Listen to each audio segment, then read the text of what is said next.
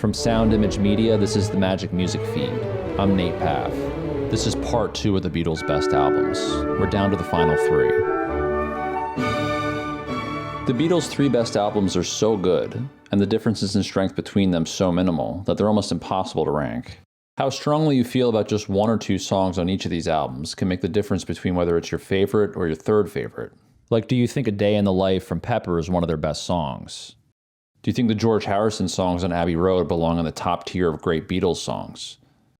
Do you love the 3 George songs on Revolver? These are very personal questions. The other important questions to consider when comparing these albums are, how high are the peaks, how many peaks are there, and how low are the low points? So essentially, what is the median height of the mountain range? And the ultimate question is the desert island question. If we could only have one to listen to for the rest of our lives, which would it be? A quick recap of the list so far. Let It Be is at number 7, Rubber Soul at 6, Magical Mystery Tour at number 5, and The White Album at 4. Number 3, Abbey Road. Undoubtedly one of the best rock albums ever made. Discovering Abbey Road is like traveling to a strange new country and finding an intimate lover of incredible range and depth. It's full of sweet juices and it goes deep. Come Together might be the greatest opening track to any rock album ever. It throbs with that distinct Beatles energy. The lack of cohesion heard on the White Album is clearly not a factor on Abbey Road. They're firing on all cylinders, and by this point George has developed into a true peer of Lennon and McCartney. George's songs are among the album's best. When George's songs are great, like they are on all 3 of these top albums, it takes the album to a different level. The second side of Abbey Road is definitely one of the band's crowning achievements. It rivals the second side of Magical Mystery Tour as the best side of any rock album. The stretch from Here Comes the Sun to Golden Slumbers unequivocally belongs in the pantheon of great music ever recorded. What a way to go out as a band. It's like Michael Jordan sinking the game winner against Utah in 1998, going out on top. 17 seconds from Game 7 or from championship number 6. Jordan, open, Chicago with the lead! Smart and savvy, knowing exactly which moves to play and when to play them. The Michael Jordan of 1998 was a lot like the Beatles of 1969. Clearly the best, with an unrivaled resume at the end of an iconic stretch of greatness. But was the Jordan of 98 the very best version of Jordan? Jordan at the peak of his powers? Not really. The early 90s Jordan, when he was younger and more explosive, was his true apex. Jordan trying to shake off Starks. Oh, what a move by Jordan! It counts!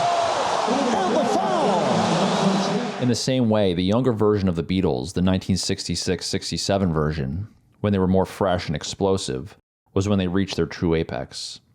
Abbey Road doesn't have the same unbroken energy that Pepper and Revolver have. There isn't the same sense of novelty and discovery. At this point, they're fully matured as musicians, and it's marvelous to hear, but for the extremely talented, youthful energy often yields more consistent and powerful results than maturity. Just because Abbey Road is not number 1 doesn't in any way diminish from its greatness. It's rock music of the highest order. It's the most talented band of the 20th century, fully grown, worn out but still hungry to make a statement, pushing to prove to themselves and the world the magic was still there. Abbey Road is filled with magic. So it comes down to the final 2, Sgt Pepper versus Revolver. 2 completely different albums released consecutively, separated by only 9 months. When Revolver was released in August of 1966, John was 25, Ringo was 26, Paul was 24, and George was only 23. They're still shockingly young, but history shows us that this isn't unusual. The great talents usually reach their creative peaks while still young.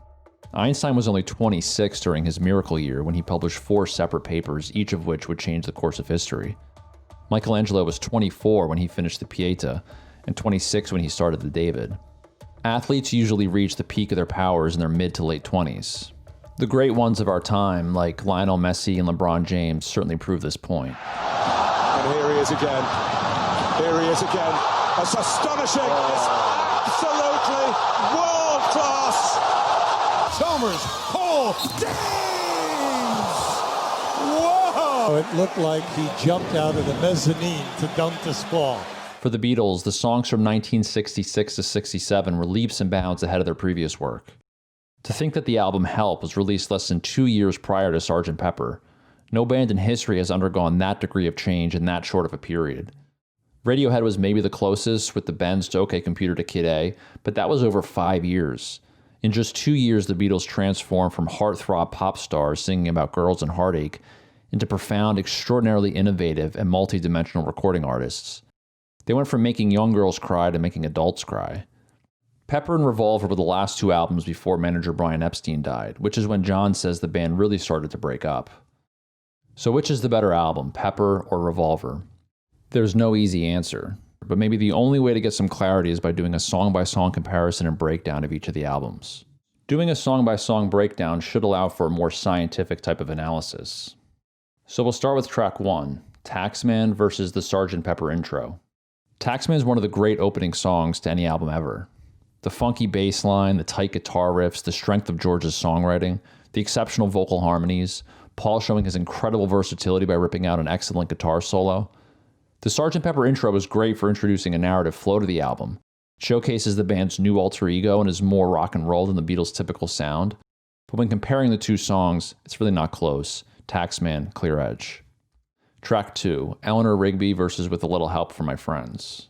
Two of the best songs the Beatles ever wrote. A Little Help from My Friends has rich vocal harmonies and a real sweetness. The call and response between the band members works beautifully. It's also a great introduction to the distinct production value of Sgt. Pepper. It manages to sound distant and echoey while also very close and intimate. Ringo acting as the frontman reinforces the concept of Sgt. Pepper being a band distinct from the Beatles, while demonstrating the extraordinary range of vocal sounds the Beatles could produce. The fact that they can pull out their fourth most important band member from behind the drums to effectively front the band on an opening track to their most historic album, this is why the Beatles are one of a kind. No band has come close to the strength and variety of their vocal sounds. But Revolver's Eleanor Rigby is in the Mount Rushmore conversation. In terms of songwriting alone, it might be their best song. So many haunting lines. Can't think of any other rock song with lyrics this poetic and powerful. And it's aged so well. Exploring the loneliness and emptiness of everyday life feels more relevant now in our digital age than ever before.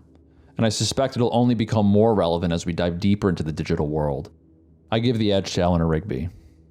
Track 3, I'm Only Sleeping versus Lucy in the Sky with Diamonds. Two spacey John songs, both about altered states, one more blatantly so than the other. They're similar in John's unique nasal, psychedelic vocal delivery. The background vocals and harmonies on both are first rate. Lucy in the Sky is certainly the more iconic song and has such a unique sound, the psychedelic electric guitar linking up with John's dreamy melodies, the hallucinogenic lyrics, the ethereal background vocal transitions. John's vocal melodies coming out of the chorus are superb. Pepper has John's best background vocal work. It's part of what gives Pepper its distinct psychedelic feel. But I find the chorus of Lucy in the Sky to be a weak link. The lead up to the chorus and coming out of the chorus are the highlights of the song, but the chorus shifts from 3/4 time to 4/4, and it sounds kind of generic and out of place. Comparing Lucy to I'm Only Sleeping is certainly the more understated song. It has a psychedelic feel without the excess. It completes what I believe is the greatest opening 3-song stretch of any album in history. Revolver's Taxman to Eleanor Rigby to I'm Only Sleeping. There's such a freshness and range of sounds and styles on these opening 3 tracks. George to Paul to John. Each song feels complete and entirely unique, with the clarity and energy that can only be found in the Beatles of 1966. I'm Only Sleeping is rich and durable with lots of nuance to be appreciated with each listen. It's a great example of John's genius when it comes to melody and songwriting. Simple, accessible, with depth and originality. Paul's accompanying vocals on I'm Only Sleeping are wonderful. John and Paul singing together is arguably the greatest sound that you can find in pop rock music. If I had to choose between these two incredible songs, I give a slight edge to I'm Only Sleeping. Track 4, Love You Too versus Getting Better. This one is not close. Getting Better is Tier 1 Pantheon Beatles. It's Paul on bass at his absolute best. Yes, some of the lyrics haven't aged well and the chorus can sound less than great on the wrong kind of speakers, but the song's rhythm, the synergy between Paul and George and Ringo, the energy that just explodes out of the speakers, it's one of the best rock songs ever made. Love You Too from Revolver is a nice song. The sitar adds another flavor to the eclectic sounds of the album. The layered vocal harmonies are excellent. With Revolver, George's songwriting definitely took a big leap forward. All 3 of his songs on Revolver are either very good or excellent, but this is the worst of the 3. Track 4, Getting Better, clearly the better song. Track 5, Here, There, and Everywhere versus Fixing a Hole. Two completely different Paul songs. Here, There, and Everywhere is a sweet song that's maybe a little too sweet. It's very Paul and could have benefited from some of John's edge. They were at their best when balancing each other out, and the bare-bones instrumentation doesn't really lead to continued discovery after many listens. The song is definitely not as interesting as Fixing a Hole. Fixing a Hole utilizes some of the same kind of bare-bones instrumentation initially and then slowly builds layers as the song progresses. The songwriting is top-tier Paul, describing the wandering mind from a detached view. It shows Paul brimming with confidence, and the background vocals and guitar work are wonderful. Clear edge to Fixing a Hole. Track 6, Yellow Submarine versus She's Leaving Home. Comparing these two songs is really hard. She's Leaving Home is the more artistically accomplished and will likely garner more adoration from critics over Yellow Submarine. But I've actually found Yellow Submarine to be the more durable song. It's actually pretty nuanced and has interesting vocal harmonies. For 18 months, my son asked to listen to Yellow Submarine every single day. It was his favorite song, and by listen 120, it still wasn't driving me crazy. It spawned a movie and another album, and is also the more uplifting song compared to She's Leaving Home. For track 6, I'm giving a slight edge to Yellow Submarine. Track 7, She Said versus Being for the Benefit of Mr. Kite. The guitar sound of She Said is certainly a standout on Revolver. The shining, crashing brilliance of the electric guitar is definitely one of Revolver's more lasting impressions. John's songwriting is mysterious and trippy, but She Said is not as trippy as Being for the Benefit of Mr. Kite. Being for the Benefit is one of the highlights of Pepper. It's a vital part of what gives Pepper its outrageous feel. The song ages really well. It's highly effective psychedelic rock with lots of nuance and incredible variety of sounds. Paul's work on bass is exceptional. Being for the Benefit of Mr. Kite covers a wider range of abstract terrain and is more imaginative, so for track 7 I give the edge to Pepper. Track 8, Good Day Sunshine versus Within You Without You. Talk about two completely different songs. Are these really from the same band? I've generally viewed Good Day Sunshine from Revolver as the worst song on the album, but I just listened to it and it's not that bad. But it's a song I usually skip. Within You Without You, on the other hand, brings to life the powerful and ancient sounds of Indian classical music. George takes the Indian sounds he introduced in the last two albums to a totally different level. Within You Without You is profound, and is psychedelic without being druggy. It adds such a richness to the sound of Sgt. Pepper. In many ways, this song is the heart of the album, clear edge to Within You Without You. Track 9, And Your Bird Can Sing versus When I'm 64. This is another close one. And Your Bird Can Sing is maybe the greatest what-if song the Beatles ever released. There's a version of And Your Bird Can Sing that they released in 1996 as part of the second anthology album. It's a take during rehearsal while they were developing the song. It has, in my opinion, a better sound than the cut that made the album. The bass is deeper and richer and has a better melody. The vocal harmonies are more dynamic, and the guitar has a softer, sweeter sound. They apparently felt that the guitar work on this version was too derivative of the band The Byrds, which I don't agree with, and the Beatles elected to go for a harder kind of rock and roll sound. It's a shame because if they kept the style that we hear on the anthology version, I would give it the edge over When I'm 64. But as they stand, When I'm 64 has the more timeless sound. Paul's vocal versatility is on full display, and he sounds different on this track than any of the other songs on the album. They sped up the recording to make him sound younger. John's background vocals are also wonderful, and the clarinet trio works really well and adds to the range of sounds we hear on Pepper. I give the edge to Pepper with When I'm 64. Track 10, For No One versus Lovely Rita. Lovely Rita is a nice example of the kind of love songs the Beatles were writing by 1967. It's a far cry from I Want to Hold Your Hand. John's background vocals are again the song's real standout. The last 30 seconds of the song is clearly a drug-induced arrangement that isn't that interesting. For No One on Revolver, on the other hand, is an understated masterpiece. The songwriting is simple and beautiful, and the music holds up really well after many listens. It's a song that works well anytime, anywhere. I give an edge to Revolver with For No One. Track 11, Dr. Robert versus Good Morning, Good Morning. Good Morning, Good Morning is an infectious rock and roll song. The guitar work, the drumming create a powerful rhythm. The strength of the music overshadows what I see as a pretty weak songwriting effort from John. On the other hand, Dr. Robert might be the Beatles' most brilliant song. Even today, it still sounds like a song from the future. No other band has been able to match the kind of shining vocal clarity and richness we hear on Dr. Robert. The harmonies, the crashing, ecstatic electric guitar work. For me, this is definitely Mount Rushmore Beatles. Definite edge to Dr. Robert. Track 12, I Want to Tell You versus the Sgt. Pepper Reprise. The Sgt. Pepper Reprise brings Pepper full circle, singing from the view of their alter ego with an upbeat rock and roll sound. But it's more of a narrative device than a musical statement. It's short and isn't a song that I'd go to the album to listen to on its own. On the other hand, I Want to Tell You has exceptional three-part vocal harmonies, and Paul manages to build suspense on the bass and tell a story like no other bassist can. I give the edge to Revolver and I Want to Tell You. Track 13. It's tricky comparing songs and albums of different lengths. Revolver has one more song than Pepper, but Pepper is the longer album. In an attempt at fairness, I'll combine the last two tracks of Revolver to compare it to the last track of Pepper. That way the comparison is measuring about the same quantity of music, and it doesn't make sense to give an extra point to Revolver for having one more song when it's actually the shorter album. I Know a Day in the Life, the final song on Pepper, is one of their more celebrated songs. Rolling Stone ranked it as the #1 Beatles song. The transition from the reprise to the beginning of A Day in the Life is pure magic, but I don't think A Day in the Life has aged well. Lyrically, it's just not that interesting. John's singing is great, but I can think of 20 other John songs with vocals as good as or even better, and with a better melody. Paul's section is pretty cool, but I suspect the main appeal of the song is that for its time, it was something completely different. The orchestral build-up, the song's distinct segments, its frantic ending. It was something completely new in 1967. But to a younger generation, I don't think A Day in the Life presents anything new or exceptional. Its musical layers are pretty basic, and it lacks the throbbing energy that is so powerful throughout most of Sgt. Pepper. Track 13 on Revolver, Gotta Get You Into My Life, is a very Paul song. It's fun and lively and full of energy. The highlight is certainly the closing 30 seconds, when George comes in with the electric brilliance and ends it with fireworks.